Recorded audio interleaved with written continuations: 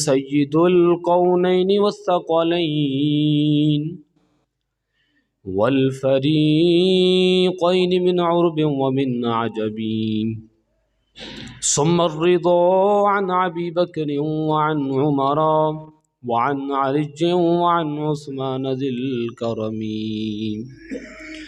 یا ایہا الذین آمنوا صلوا علیہ وسلموا تسلیما الصلاة والسلام علیک یا سیدی یا رسول اللہ وعلی آلک واصحابک یا حبیب اللہ الصلاة والسلام علیک یا شفیع المذنبین وعلی آلک واصحابک یا محبوب رب العالمین۔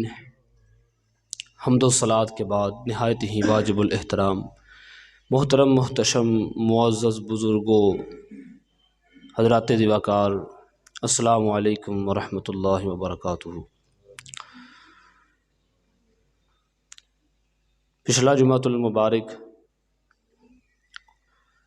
ایک اہم موضوع کے اوپر چل رہا تھا، تو آج اسی کا سہارا لے کر ہم انشاءاللہ العزیز شان صحابہ کے اوپر بات کریں گے۔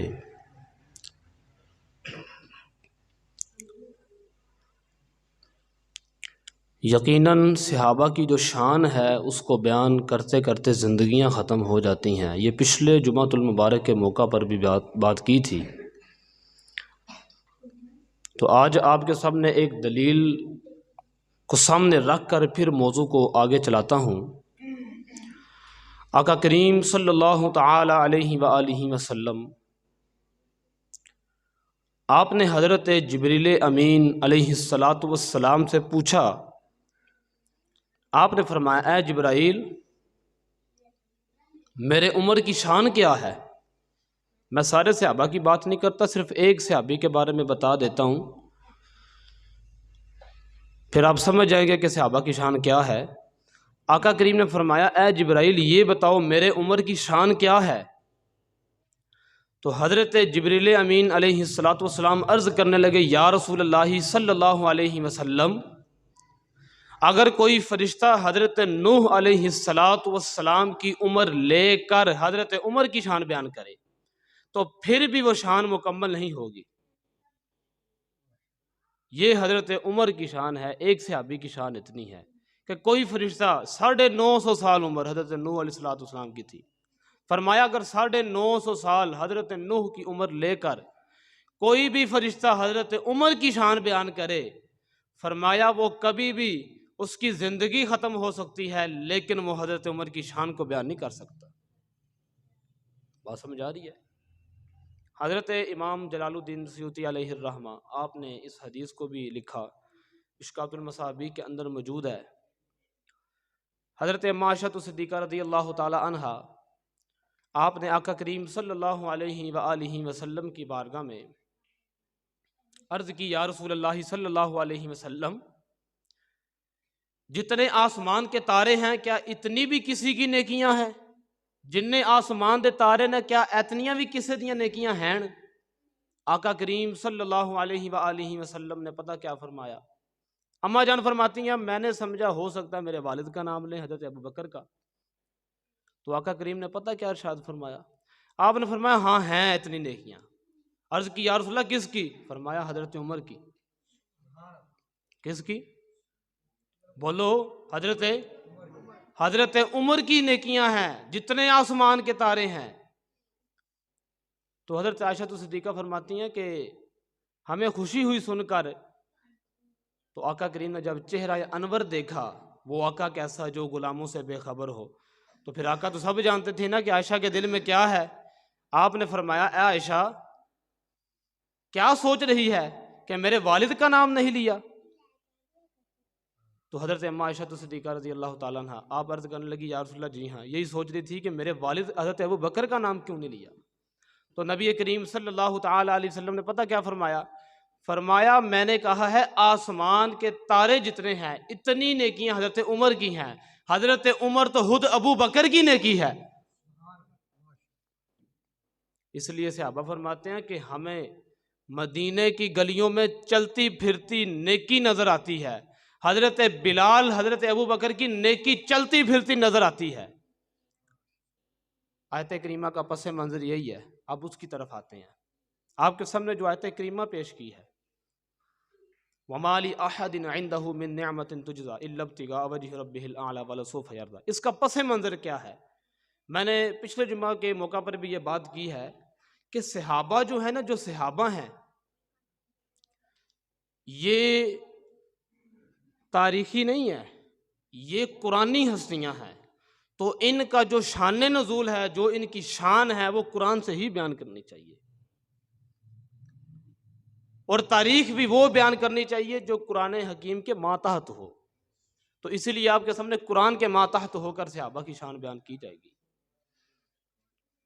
توجہ ہے نا؟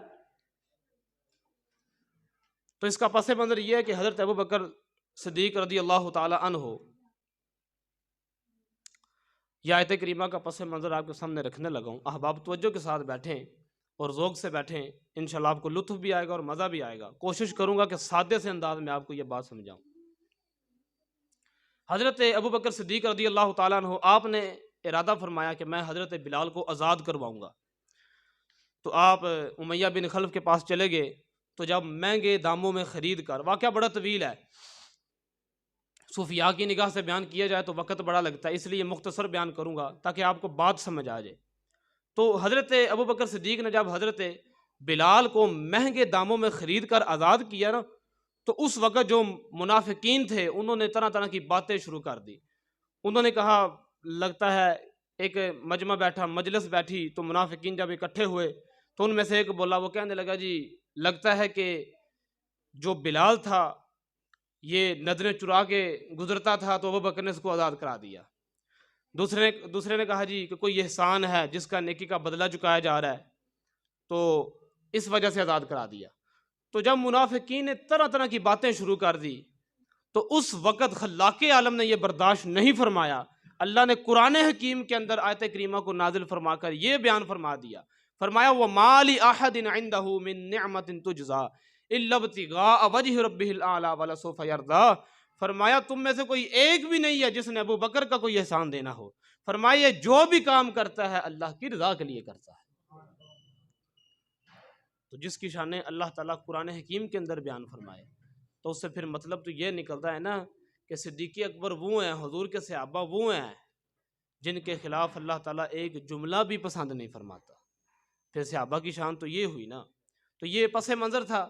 اب آگے چلتے ہیں اس کے ماتحت ہو کے۔ آقا کریم صلی اللہ تعالی علیہ وآلہ وسلم، آپ کو بڑی خوشی ہوئی کہ حضرت بلال کو آزاد کرا کے حضرت ابو بکر لائے ہیں۔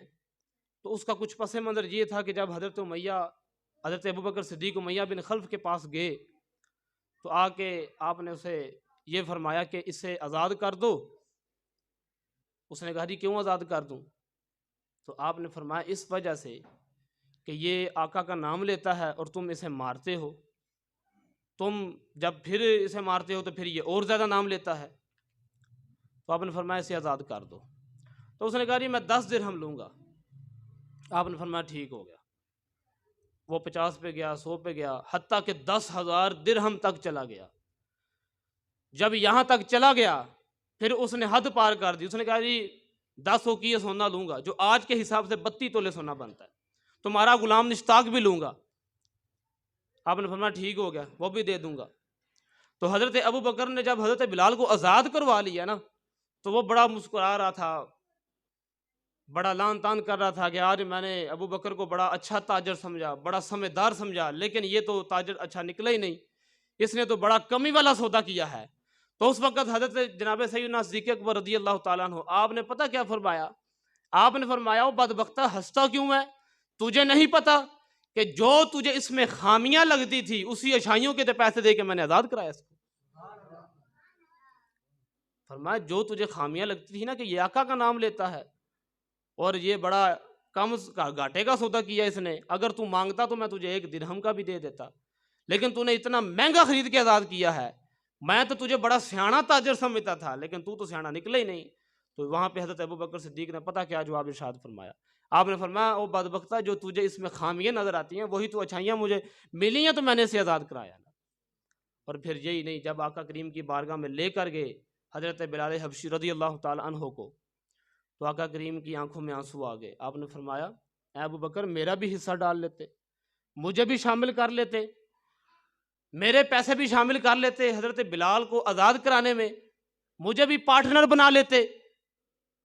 جب اتنی بات کی تو جناب سیدنا صدیق اکبر کی آنکھوں میں آنسو آ گئے۔ عرض کرنے لگے یا رسول اللہ صلی اللہ علیہ وسلم، شریک کسے کہہ رہے ہیں؟ شریک اسے کہتے ہیں جڑا عد دا مالک ہوئے، پارٹنر اسے کہتے ہیں جو آد کا مالک ہو۔ آقا آپ تو محبوب ہیں، آپ تو کل جہان کے مالک ہیں، آپ کو کیسے شریک بنا لوں؟ یہ الفاظ ہیں جناب سیدنا صدیق اکبر رضی اللہ تعالیٰ عنہ کے۔ تو پھر یہی نہیں، ایک دن آقا کریم نبی علیہ السلام بیٹھے ہوئے ہیں، تو دریائے رحمت جوش میں تھا، تو بیٹھے بیٹھے ایسے خیال آ گیا۔ اس کو روایت کیا ہے حضرت مولا علی شیر خدا رضی اللہ تعالیٰ عنہ نے۔ روایت کرنے والے وہ ہیں، اور امام ترمذی جیسے نے لکھا ہے، فرماتے ہیں کہ آقا بیٹھے ہوئے ہیں، آپ نے ایسے خیال میں ایک دم سے فرمایا رحم اللہ علی ابی بکر، اللہ تعالیٰ ابو بکر پر رحمت کرے۔ حضرت مولا مرتضیٰ بیٹھے ہوئے، عرض کی یا رسول اللہ صلی اللہ علیہ وسلم، کیا وجہ بنی کہ آج حضرت ابو بکر کی یاد آ گئی اور اس کو دعائیں دے رہے ہیں؟ تو آقا کریم نبی علیہ السلام نے فرمایا اے علی، خیال ایسے نہیں آ گیا، زوجانی ابنتہ فحملنی الی دار الحجرہ واعتقم بلالا منہ۔ آقا کریم نے پتہ کیا فرمایا؟ فرمایا علی، اللہ ابو بکر پر رحمت کرے جس نے اپنی بیٹی کا نکاح میرے ساتھ کیا ہے۔ اب اس کے اندر بڑا نفیس اور بریک نقطہ پتہ کیا ہے؟ جس وقت بندہ کو روح ہوش ہوئے نا تو پھر ہی دعاواں دیندا وے، ایسا نہیں گل ہے۔ آقا کریم نے گویا یہ فرمایا، آپ نے فرمایا کہ بلا حضرت ابو بکر نے بھی کمال کر دیا ہے، اس کی بیٹی عائشہ نے بھی کمال کر دیا ہے۔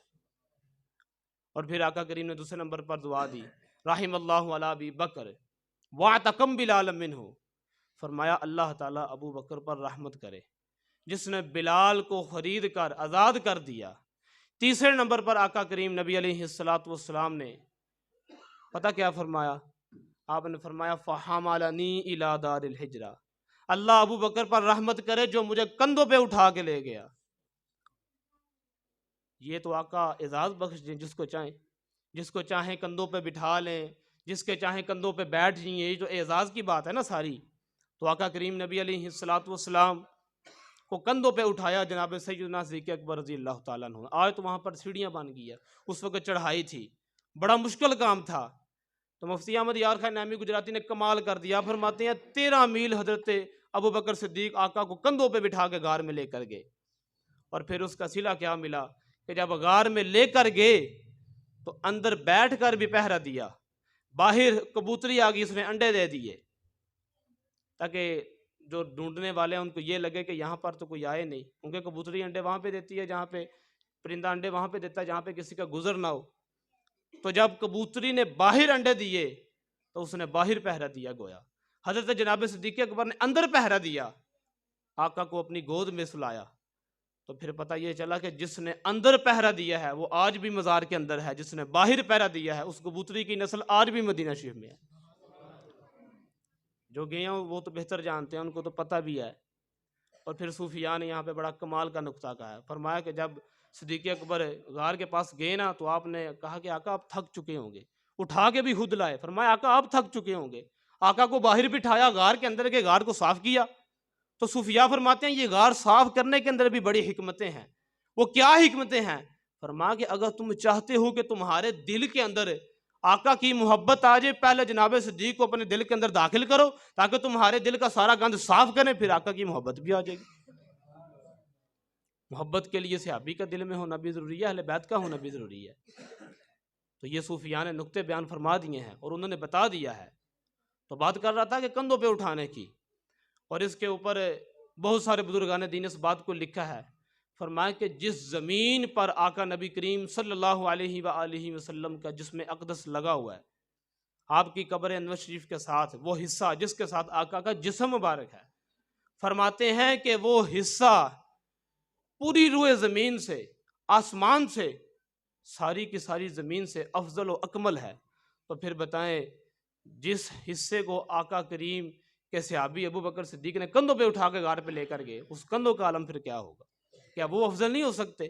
یقیناً بڑے ہی افضل وہ کندھے ہیں۔ اور پھر یہ آقا کریم اعزاز بخشتے ہیں، جسے چاہے اپنے کندھوں پہ بٹھا لیتے ہیں۔ حضرت مولا علی کو بھی کندھوں پہ بٹھایا تھا، حضرت امام حسین پاک کو بھی بٹھایا تھا، تو یہ اعزاز کی بات ہے نا۔ چلیں آپ ایک وہ بھی واقعہ بیان کر دیتا ہوں، موضوع کی مناسبت سے ہٹ کے ہے۔ تو حضرت امام حسین پاک رضی اللہ تعالیٰ عنہ، ابھی آپ کا بچپنا تھا، تو آقا کریم نبی علیہ السلام نے آپ کو کندھوں پہ بٹھا لیا۔ صوفیاء فرماتے ہیں، میں صوفیاء کی بات کر رہا ہوں، جب کندھوں پہ بٹھایا نا تو حضرت امام حسین پاک فرمانے لگے آقا عرش کا پایا نہ پکڑ لوں، اور جن کے کندھوں کا عالم یہ ہے ان کے سر اقدس کا عالم پھر کیا ہوگا؟ بیٹھے کندھوں پہ ہیں اور گویا لگ رہا ہے جیسے عرشوں پہ ہیں، تو یہ کندھوں کا عالم ہے۔ اور پھر صوفیاء فرماتے ہیں کہ حضرت امام حسین پاک رضی اللہ تعالیٰ عنہ فرماتے ہیں جب آقا کریم کے کندھوں پہ بیٹھے تھے نا تو یہ گویا ایک کلام تھا، آپس میں گفتگو فرما رہے ہیں، نانا اور نواسا آپس میں گفتگو کر رہے ہیں۔ اب گفتگو کیا ہے؟ فرمایا گفتگو یہ ہے کہ حضرت امام حسین پاک آپ کے کندھوں پہ بیٹھے ہوئے ہیں، تو جب بچہ کندھوں پہ بیٹھتا ہے تو وہ کہاں سے پکڑتا ہے؟ سر اقدس سے پکڑتا ہے نا، تو جو اٹھانے والا ہوتا ہے وہ پاؤں سے پکڑتا ہے۔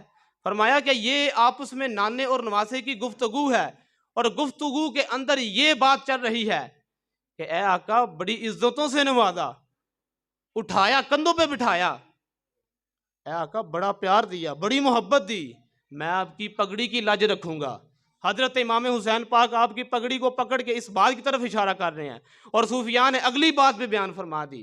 فرمایا آقا کریم نے فرمایا کہ اگر تو میری پگڑی کی لاج رکھے گا تو میں بھی تیرے پاؤں ڈولنے نہیں دوں گا۔ پھر حضرت امام حسین پاک کربلا کے اندر 72 دے کے بھی آپ کی ٹانگیں نہیں ہلی۔